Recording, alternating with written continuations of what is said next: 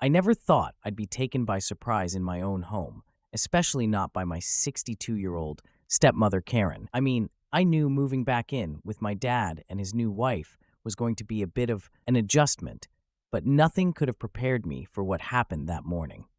It all started on a quiet Tuesday. I just moved back to town after finishing college, trying to save some money before finding a place of my own. My dad, Mike, had remarried while I was away at school. Karen was a kind, vibrant woman who could light up a room with her laughter. She was nothing like I imagined a stepmom would be. We got along great, maybe even better than I got along with my dad sometimes. That morning, I was in the bathroom, getting ready for a job interview. The shower was running, steam fogging up the mirror, and I was trying to calm my nerves. It's not every day you have an interview for your dream job, you know?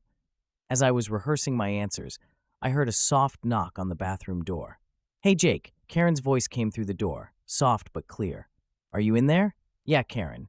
Just getting ready for my interview." I called back, trying to sound casual. There was a pause, and then she said, "I'm really sorry to bother you, but I need to both grab something from the bathroom.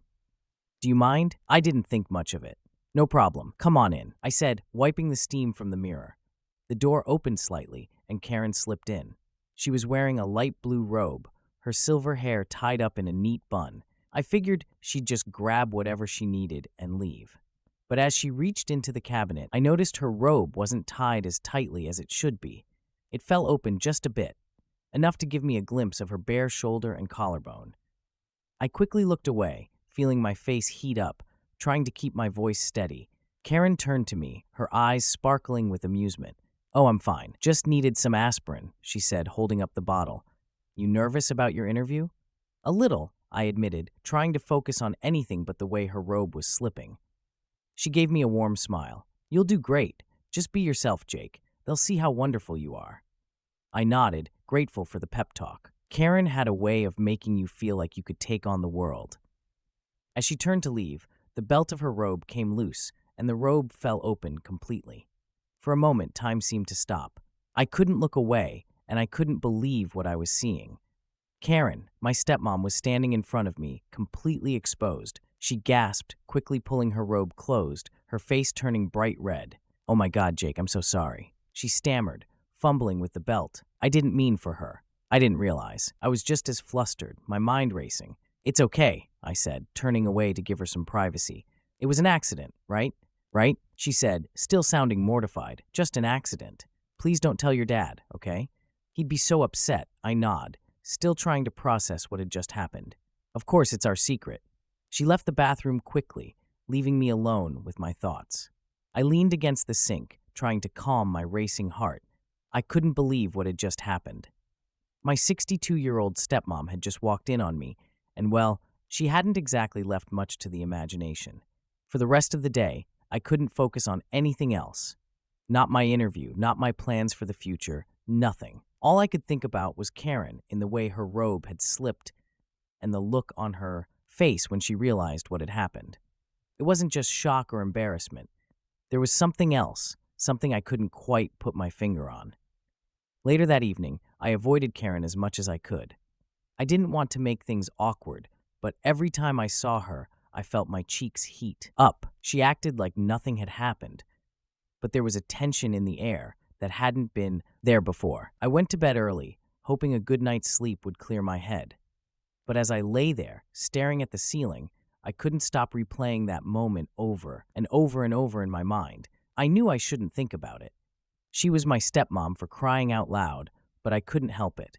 There was something about Karen, something that drew me to her in a way I couldn't explain. The next morning, I found a note on the kitchen table from Karen. It simply said, "Jake, we need to talk." My heart pounded as I read those words. What did she want to talk about? Had she told my dad? Did she want to clear the air, or was there something more?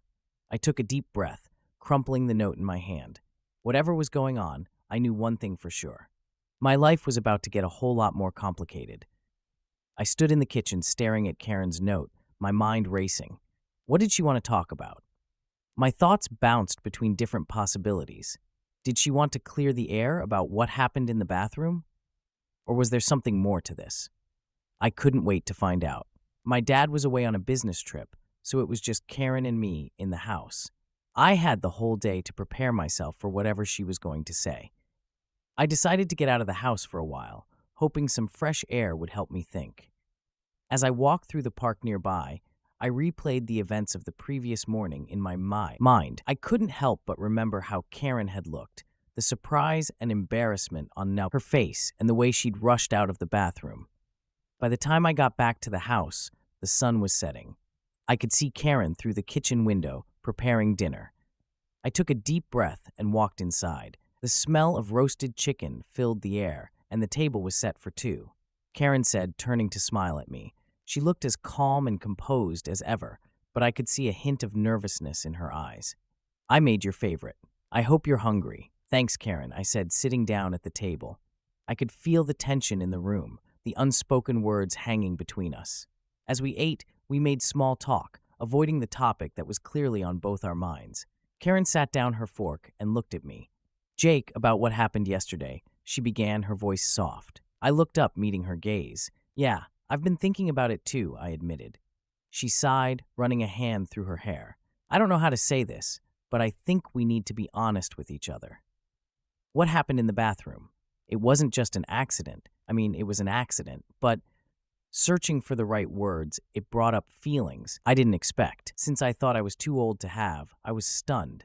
I had expected her to say she was embarrassed, that she wanted to forget about it and move on, but I hadn't seen this coming. "Karen, what are you saying?" I asked, my voice barely a whisper. She took a deep breath, her eyes locking on. "I'm saying that I felt something between us for a while now. I know it's wrong, and I never meant for anything to happen. But yesterday, it made me realize that maybe you feel it too." I didn't know what to say.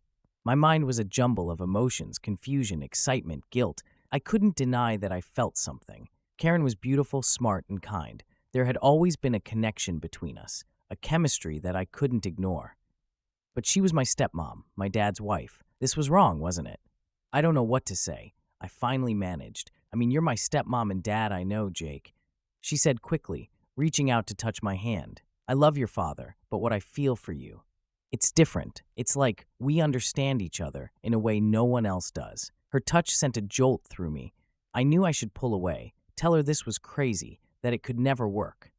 But I couldn't. Instead, I found myself leaning closer, my heart racing. I started, but before I could finish, she leaned in and kissed me. It was soft at first, tentative, as if testing the waters. But then, as if a dam had burst, all the tension and desire that had been building between us came rushing out. I kissed her back, my hands sliding up her arms, pulling her closer. For a moment, it felt like nothing else mattered. Not my dad, not the consequences, nothing. It was just Karen and me, caught up in something we couldn't control. But then reality hit. I pulled away, breathing hard, my mind spinning. "We can't do this," I said, my voice shaking. "What about Dad? What about us?" Karen looked at me, her eyes filled with a mixture of desire and regret. "I don't know, Jake. I just know that I can't pretend I don't feel this way. But you're right. We need to think about what this means, what we're going to do." I nodded, my heart heavy. I didn't have any answers. All I knew was that things were never going to be the same. We had crossed a line, and there was no going back. As we sat there in silence, the reality of our situation settled over us like a heavy blanket. The days that followed were a blur. Karen and I tried to act normal around each other, but the tension was always there, just beneath the surface. My dad came back from his trip, oblivious to the turmoil. I tried to focus on finding a job, but my mind was constantly on Karen, on that kiss, on the way her eyes had looked into mine. One evening, about a week after the kiss, I found Karen sitting on the porch, staring out at the sunset. I sat down beside her, and we sat in silence for a while, watching the sky turn shades of pink and orange. About what happened. "Me too," I admitted. "I can't stop thinking about it." She turned to look at me, her eyes serious. "I think we need to make a decision, Jake. Either we end this now before it goes any further, or we figure out what this is and what we want." I swallowed, my mind racing. I knew she was right. We couldn't keep going like this, pretending everything was normal when it was anything. "But what do you want, Karen?" I asked, my voice barely a whisper. She looked at me, her eyes filled with a mixture of sadness and longing. "I don't know, Jake. I want you, but I don't want to hurt your dad. I don't want to ruin everything." "I don't want to hurt him either," I said, my heart aching. but I can't ignore how I feel about you." She reached out, taking my hand in hers. "Maybe we should take some time to figure things out. Maybe how we really feel without the pressure, without the guilt." I nodded, squeezing her hand. "Yeah, maybe that's a good idea." As the sun dipped below the horizon, we sat there, holding hands, knowing that whatever happened, our lives were changed forever. We didn't have all the answers, but we had each other, and for now, that was enough.